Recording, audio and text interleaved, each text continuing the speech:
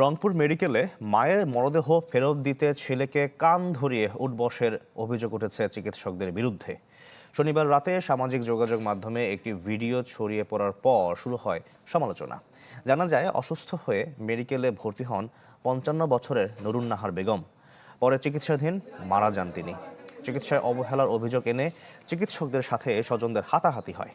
এ সময় মৃত নারীর মরদেহ আটকে বিক্ষোভ করেন চিকিৎসকরা। অন্যদিকে সড়ক অবরোধ করে স্বজনরাও। অভিযোগ, মৃতের ছেলেকে ডেকে নিয়ে পরিচালকের কক্ষে কান ধরিয়ে উঠবসের পর মরদেহ ফেরত দেওয়া হয়।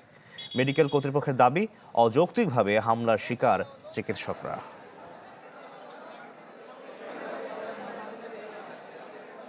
ভর্তি হওয়ার পর ওনাকে অনেকবার অক্সিজেন মাস্ক বা অক্সিজেনের জন্য বলছে বাহির থেকে আনতে হবে।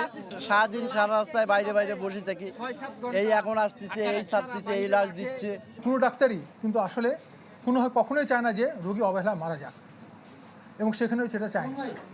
কিন্তু এক্ষেত্রে রোগীদের আত্মীয়স্বজন যেটা ব্যবহার করেছে সেটা কোনোভাবেই কাম্য না, এবং কোনোভাবেই এটা মানে একজন ব্যক্তি হিসেবে, এটা সচেতন নাগরিক হিসেবে এটা কোনোভাবে অ্যাকসেপ্ট করা যায় না।